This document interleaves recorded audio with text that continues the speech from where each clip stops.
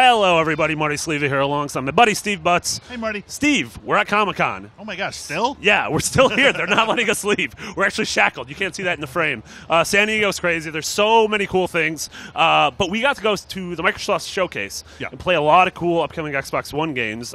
We want to talk about a couple of them. Let's start with Evolve. So, obviously, Evolve is one of those games this year that we can't get enough of. The big thing, though, is you finally got to go hands-on with the Kraken.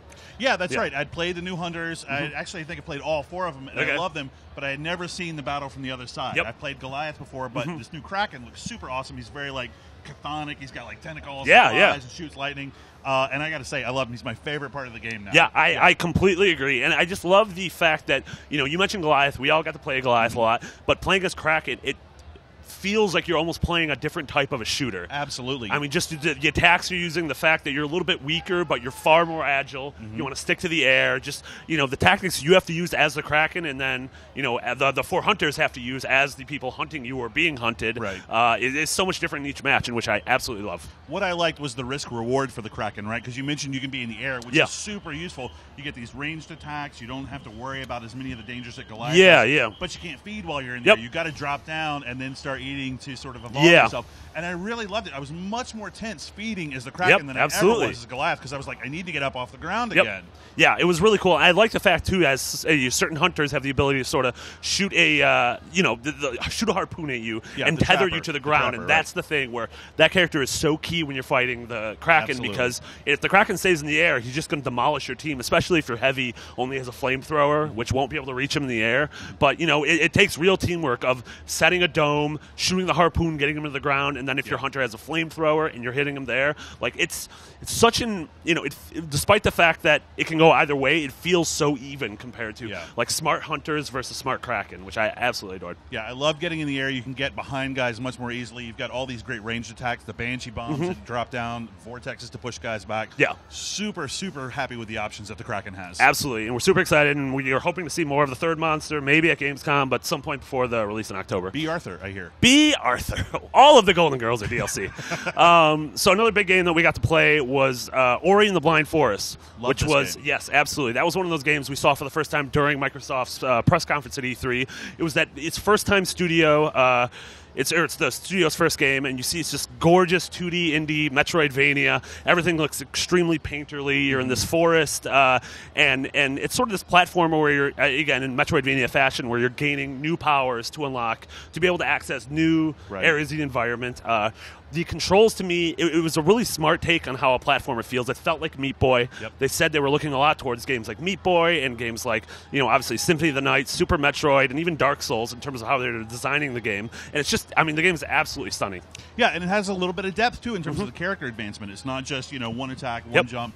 You get to unlock points and decide, what kind of Ori do I want to be exactly? And I really like that. I also want to call out the effects. Just like the lighting in the game is just so beautiful, and the way everything's just graceful and curving and very natural looking. Yeah. Super, super happy about that. Yeah, the depth of field where you sort of, you can tell you're on a single plane of a forest, but you can see in the background there's such an immense sense of depth. And then even your attacks, a lot of them are sort of energy balls and lights that fly out. But just the way everything feels, again, painterly, like a Disney cartoon, and I just love that. There's that mystery of what else is out there, because very early in the level that we played, there's a ledge you can't possibly get to, and I thought, I want to come back. I want to see what's up there. And there's even a certain scene where you're just walking by, and in deep, in the foreground, you can see a shadow move by. Yeah. And so they've really pressed it. It's the first 20 minutes of the game. We have all these questions, but this is a big, meaty 10-hour game, and definitely one, it's hopefully coming out in 2014, so we're going to have a lot more on that going forward. The last game I want to talk about, which I got to see a big behind closed doors demo of, was Sunset Overdrive, which is Insomniac's big game this fall, Xbox One exclusive, and it's the just really colorful, fun take on the apocalypse. I was talking to some of the developers from Insomniac, and they said originally this game was very bleak. They had this idea for something like DayZ. It's the zombie apocalypse, and it's bleak, and it's all survival.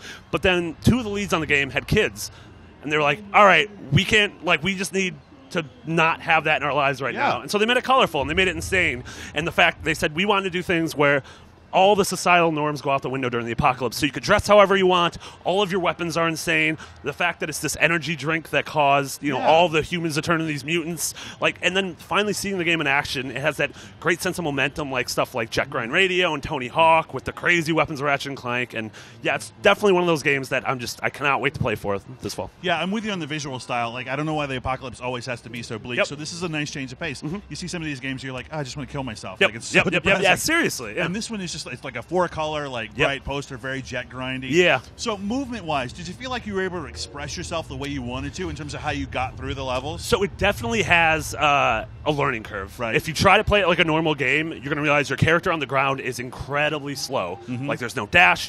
There's a roll mechanic, but if you're staying on the ground, you're going to get ripped apart by the enemies. And so the way they designed the city is that they very much wanted every ledge, every power line, every sort of surface to be grindable. And so, quickly you're going to have to realize you can bounce off pretty much any flat surface and you can grind on anything else. And so the game is about sort of being able to survey the environment, and once you learn the game's grammar, being able to see, all right, I can get all the way to that building over there without ever touching the ground because I'll grind across here, I'll hop on this, and I love that. I only got to get hands-on for about 10 or 15 minutes, and I was sort of stumbling. I was doing a commentary at the same time, so I was terrified. People don't realize how hard that is. That is really hard. I was trying not to swear. That was the worst.